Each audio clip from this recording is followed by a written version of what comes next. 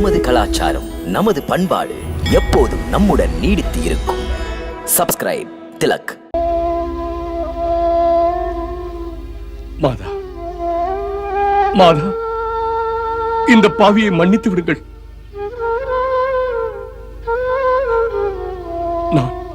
நான் ஒரு குற்றவாளியாக உங்கள் முன் நிற்கிறேன். பார்த்தவர்கள் சிரிக்கின்ற நிலையில் இருக்கின்ற இந்த பரதன் இல்லாமலேயே இருந்திருக்க கூடாதா?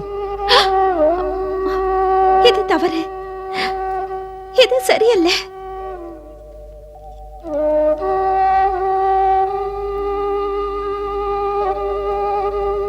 என்னை மன்னியுங்கள் அண்ணா. நானா மன்னிப்பது? மன்னிக்கும் தகுதி இந்த பரதனுக்கு இல்லை.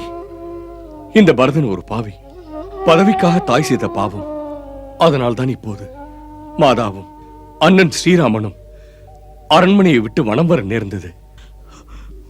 பரதன்னா, என்னை மன்னியுங்கள், மன்னித்து விடுங்கள். மாறுபட்ட கோணத்தில் தங்களை எடை போட்டேன். என் வில்லையும் என் அம்பையும் எடுத்து விட்டேன். எடுத்தவன் ஏன் அதை பயன்படுத்தவில்லை? நீ அதை பயன்படுத்தியிருந்தால் இந்த பரதனுக்கு உதவி அல்லவாது. புனிதமான அண்ணன் முன்னால் இந்த பாவி நிற்கும் நிலை நேராதிருந்திருக்குமே. பரதன் என்ற ஈனப்பிறவியை ஏன் தான் பெற்றாலோ என் அண்ணன் என்ற மகாபாவி. பரதா, மாதாவை தரம் தாழ்த்தி பேசாதே. தாயே நமக்கு தெய்வம். என் கைகேயி மாதாவை பற்றி நீ என்னை யாருமே பேசக்கூடாது. அண்ணா, குமுறும் மனதை கட்டுப்படுத்த முடியவில்லை. புலம்புகிறேன், பொறுத்துக் கொள்ளுங்கள். நான் என் பாவங்களுக்கு பரிகாரம் தேட உங்கள் பாதம் நாடி வந்தேன். அமைதியாக பேசு பரதா. அண்ணா, சத்ருக்னா,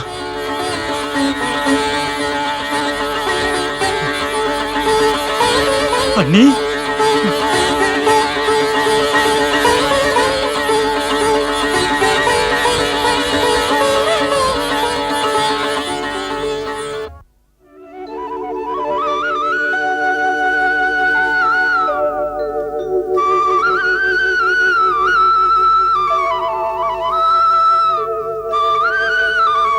வணக்கம் ஆரிய சுமந்திரரே. நீடூழி வாழ்க, நிலமெல்லாம் போற்று. நலமா நண்பா? பிரபு, சாமி தரிசனம் ஆயிடுச்சு. சந்தோஷம். இது போதுங்க, இது போதும். பிரபு, சாமி எங்களையெல்லாம் விட்டுட்டு நதியை தாண்டி இங்க வந்துட்டீங்க. எப்பவுமே எங்களுக்கு உங்க நினைப்பு தாங்க. அன்புக்கு நான் அடிமை.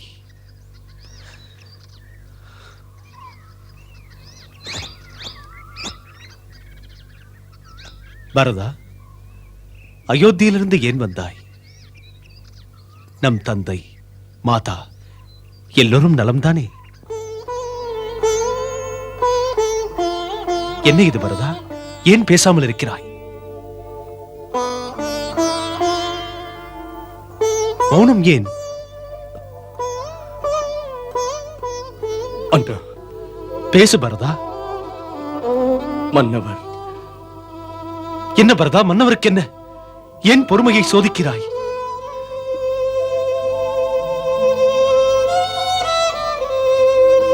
மன்னியுங்கள். இடி போன்ற செய்தியை சொல்லப் போகிறேன். நம் தந்தை நம்மை எல்லாம் விட்டு பரலோகம் சென்று விட்டார்.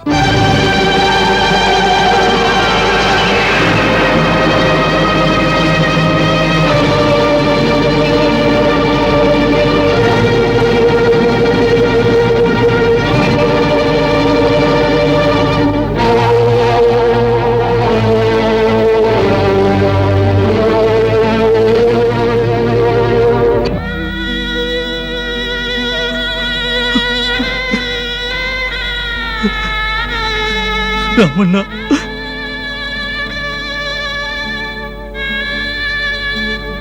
லக்ஷ்மணா,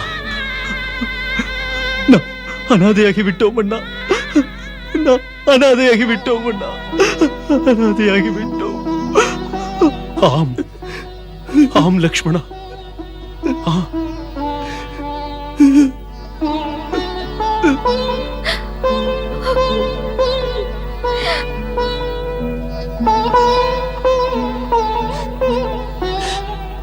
லக்ஷ்மணா, ராமா, தாங்கிக் கொள்ளுங்கள்.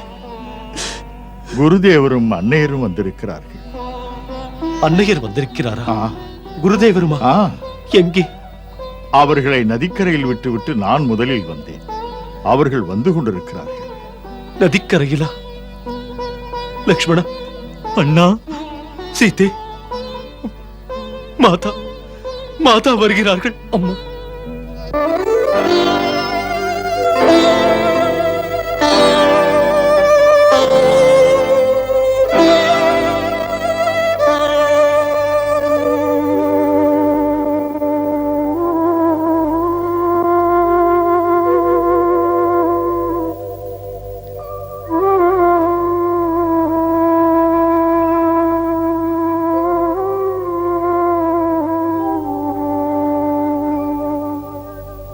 நீடூழி வாழ்க.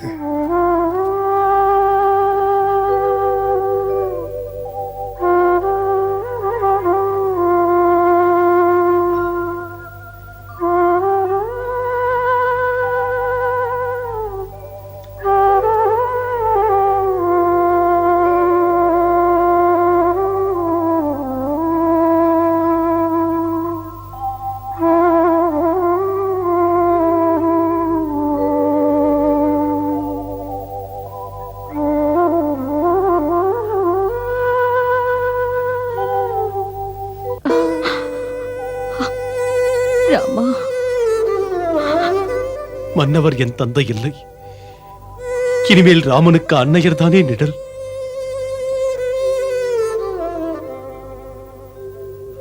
மன்னிப்பாயா நீ என்னை? இத்தனை கேடுகள் நடக்க காரணமே நான் தான். இல்லை அம்மா, காரணம் நீங்கள் அல்ல, காலம்தான். எல்லாம் அவன் கையில். இதற்கு பொறுப்பு நீங்கள் அல்ல.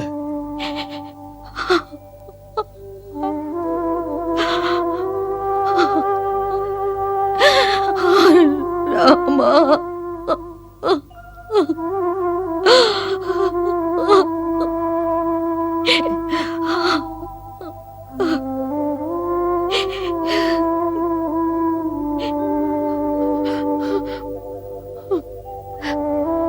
ராமா, நிழல் மரம் சாய்ந்து விட்டது. அம்மா அனாதையாகி விட்டாள். இல்லை அம்மா, ராமனோடு உங்களுக்கு 4 பிள்ளைகள். தாம் ஏன் அழுகிறீர்கள்? அனாதை இப்போது ராமன் தான். ராமா,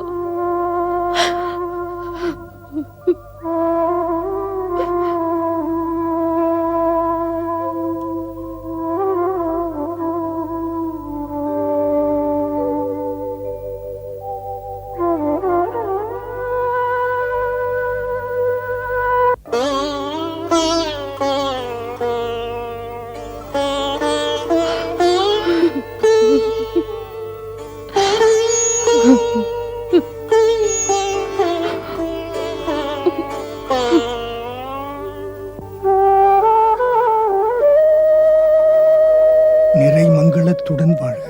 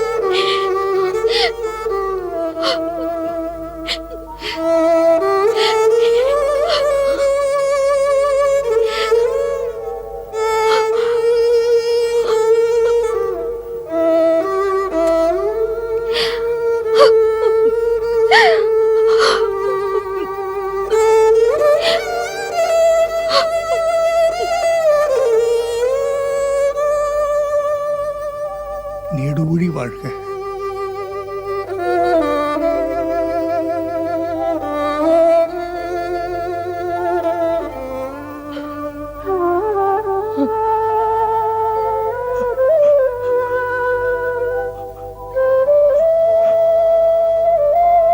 அம்மா,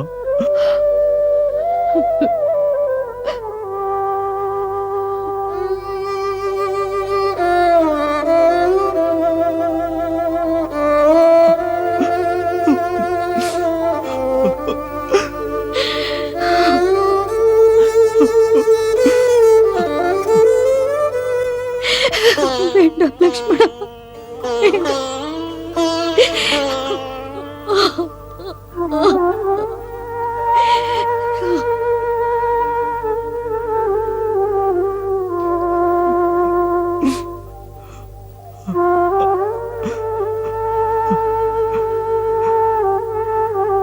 அம்மா,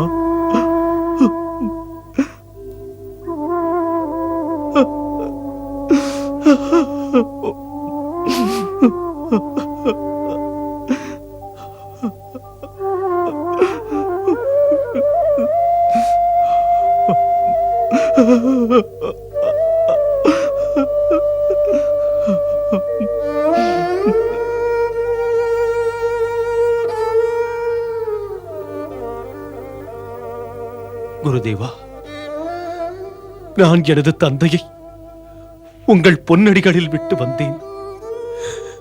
3 அன்னையரையும் இப்படி பார்ப்பேன் என்று நினைக்கவில்லை. ராமா, புரியாத புதிரது. நதியில் ஓடமானது காற்றடிக்கும் போக்கில் அது மிதந்து மிதந்து போவது போல மனித பிறவி தன் முன்பிறவியில் செய்த வினைக்கேற்ப பிறக்கிறது, இறக்கிறது. அது முடிவில்லாத நிகழ்வு. அதனால் பக்குவமானவன் கலங்க மாட்டான். இப்போது நீ கண்ணீரில் கரைந்து விடாமல் ஒரு மகனுக்குள்ள கடமையை முடிக்க வேண்டும். மைந்தனின் கடமை தன்னை பெற்ற தந்தைக்கு ஊழியம் புரிய வேண்டும். அவர் வாழுங்காலத்தில் அவர் மடிந்து விட்டால் நன்று செய்ய வேண்டும் ஈமக்கடன்களை. ராமா, நீயும் லக்ஷ்மணனும் புனித மந்தாகினி நதிக்கு சென்று உங்கள் தந்தைக்காக எள்ளும் நீரும் கலந்து தர்ப்பணம் செய்யுங்கள்.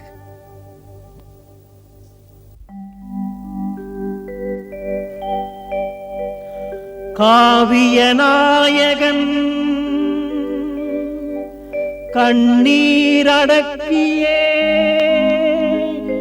தந்தைக்கு நீர்க்கடன் செய்கின்றான். ஆன்மா அமைதி பெறவே எள்ளும் நீரும் விடுகின்றான்.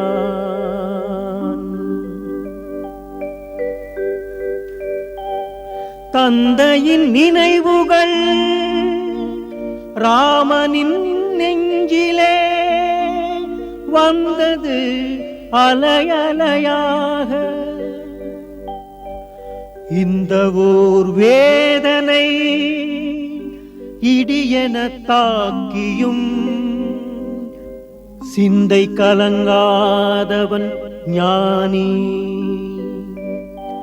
இந்த ஓர் வேதனை இடியென தாக்கியும் சிந்தை கலங்காதவன் ஞானி.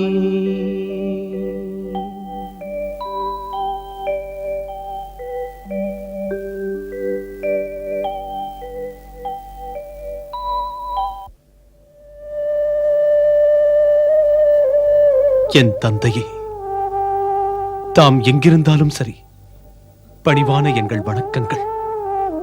ஏ மகாத்மா, பக்திமிக்க எங்கள் நினைப்புகள் உங்களை எட்டட்டும். அங்கிருந்து எங்களை வாழ்த்தி வழி நடத்துங்கள்.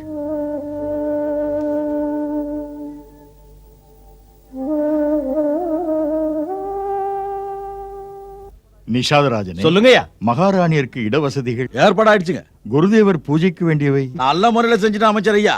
அதை பத்தின கவலையே ஐயாவுக்கு வேணாம். இந்த காட்ராசா உங்க காவகாரன், நீங்க போய் ஓய்வெடுங்க, ஒரு குறையும் வைக்க மாட்டாங்க. சிங்கப்பா, எங்கப்பா போயிட்ட நீ? ஏய், மாமியார் வீட்டுல மாப்பிள்ள மாதிரி மாசம் மாசம் வேலை செஞ்சுட்டு இருக்கீங்க. எழுந்துடுறா, தூக்கிடாத, புடி. டேய், நீ வாடா, இத தூக்கு, புடி, இழு. ராமா, லக்ஷ்மணா, அரசனோ ஆண்டியோ அவரவர் வாழ்க்கையில் எத்தனையோ ஏற்றங்கள், இரக்கங்கள், இன்பங்கள், துன்பங்கள். அவைகளை இன்முகத்துடன் ஏற்று எது வந்தாலும் துவளாதிருப்பவனுக்கு தோல்வியில்லை. இது விதியின் விளையாட்டு. லாப நஷ்டம், ஜனன மரணம், வெற்றி தோல்வி விதியின் கையில். எல்லாம் விதியின் கையில் என்றால் மனிதனின் கையில் என்னதான் இருக்கிறது? கர்மம். கர்மம் என்ற வினைப்பயன். அந்த வினைப்பயன்தான் அவன் வாழ்வை அமைக்கிறது.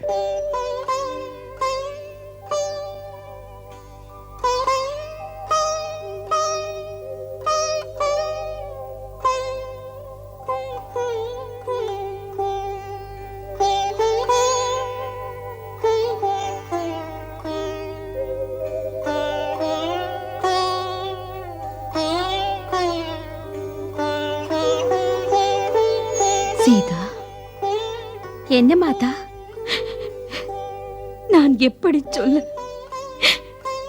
பாவி என்னை தண்டிக்கும் அதிகாரம் என் ராமனுக்கு மட்டும்தான். மகளே, நீ அவரிடம் சொல்லேன். குடும்பத்தை கெடுத்த பாவி கைகைக்கு மரண தண்டனை கொடுக்க சொல். இப்படி குற்றம் புரிந்த உணர்வுடன் பிழைத்திருக்க கூடாதுனா? தாம் ஏன் இப்படியெல்லாம் நினைக்கிறீர்கள் மாதா? அவருக்கு உங்களை குறித்த நினைவுதான் எப்போதுமே. ஒரு நாளும் உங்களை தவறாக பேசியதே இல்லை. அதுதானே நான் அனுபவிக்கும் மிகப்பெரிய தண்டனை. என்னை அவன் கடுமையாக பார்த்தது கூட இல்லையே. அவன் புன்னகை முகம் என் இதயத்தை தாக்குகிறதே.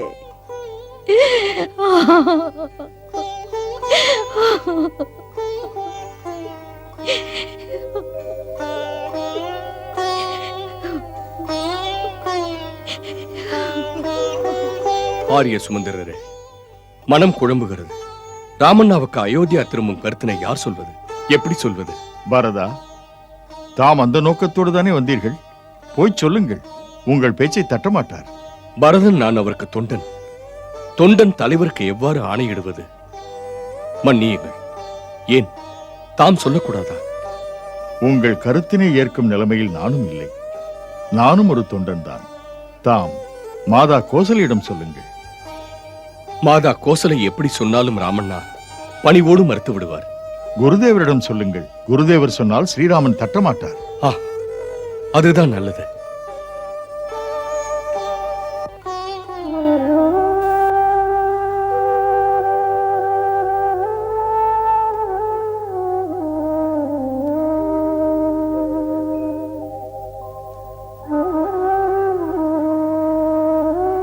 சீதா, என்ன? லக்ஷ்மணன் ராமனுக்கும் உனக்கும் நல்ல முறையில் தொண்டு செய்கிறானா?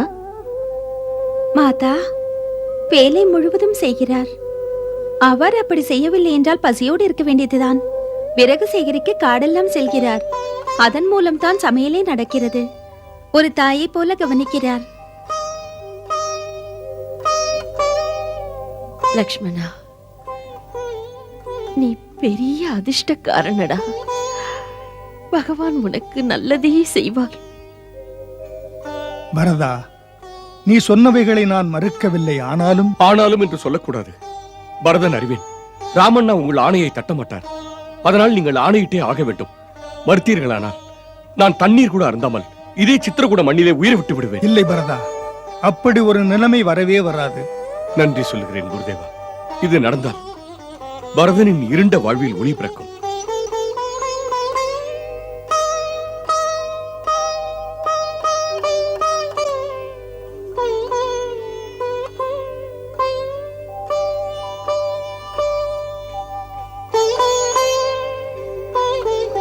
சீதா, சொல்லுங்கள் மாதா.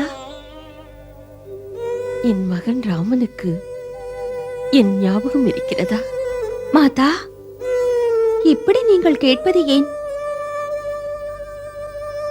தப்பாக கேட்கவில்லை. வனவாச கடமைகளில் மறந்திருப்பானோ என்று. மாதா, காலை பொழுதில் உங்கள் பெயரைத்தான் சொல்கிறார். அதன் பிறகே மற்ற பூஜைகள். தேவியிடம் அவர் கேட்பது மனைவிக்கோ அவருக்கோ அல்ல, தங்களுக்காகவே கேட்பார். என் மாதாவுக்கு தாங்க முடியாத துயரங்கள், அதை போக்கி அமைதி தா என்று. அவனை பெற்றது என் அதிர்ஷ்டம்தான். பெற்றாலும் என்ன, என் பக்கத்திலாயிருக்கிறான்.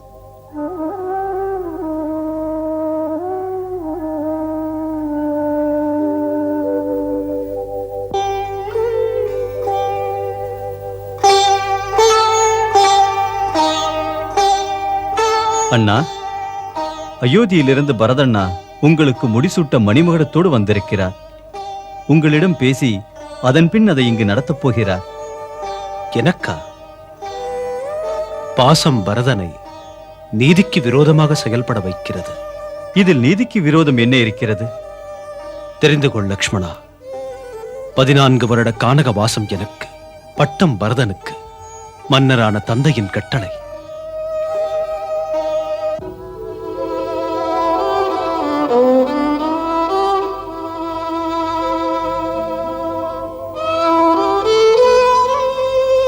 குருதேவா, இது நடக்காது. என் விருப்பம் நிறைவேறாது. ஏன் அப்படி சொல்லுகிறாய்? ராமண்ணாவின் கருத்தை அறிய மெல்ல லக்ஷ்மணனை பேச்சு கொடுக்க சொன்னேன். ராமண்ணாவின் ராஜ்யாபிஷேகம் நடத்த நினைக்கிறேன் என்று, முறையில்லை என்று அண்ணன் சொன்னார். பரதன் நீதிக்கு விரோதமான செயலை செய்யக்கூடாது என்றார். மன்னரான தந்தையின் கட்டளைப்படி நடப்பது தம் கடமை என்றார். பரதனுக்கும் கடமை என்றார். குருவே, பிரச்சனை தீரப்போவதில்லை. பரதனுக்கு வாழ்வில்லை. தாம் ராமண்ணாவுக்கு ஆணையிடுங்கள். பரதா, உனது பாச பைத்தியத்தை கண்டதில் பக்குவமான வசிஷ்டனும் கலங்குகிறேன். ராமன்தான் உனக்கு உயிர் மூச்சாயிருக்கிறான். அகிலங்கள் உண்மையான உனது பாச மழையில் நனையப் போகின்றது. நிஜமாகவா குருவே? பிரிய ராமனுமா?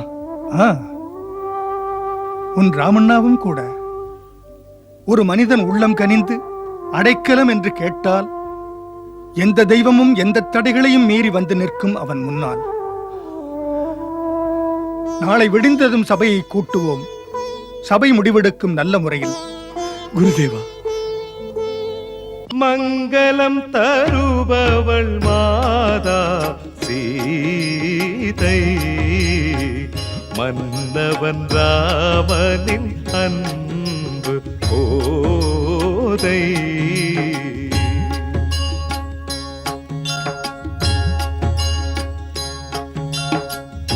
சீதாராமன் புனித கதை கேளீரே, மதுரம் மிகுந்த அனுபவம் பெற மாறீரே.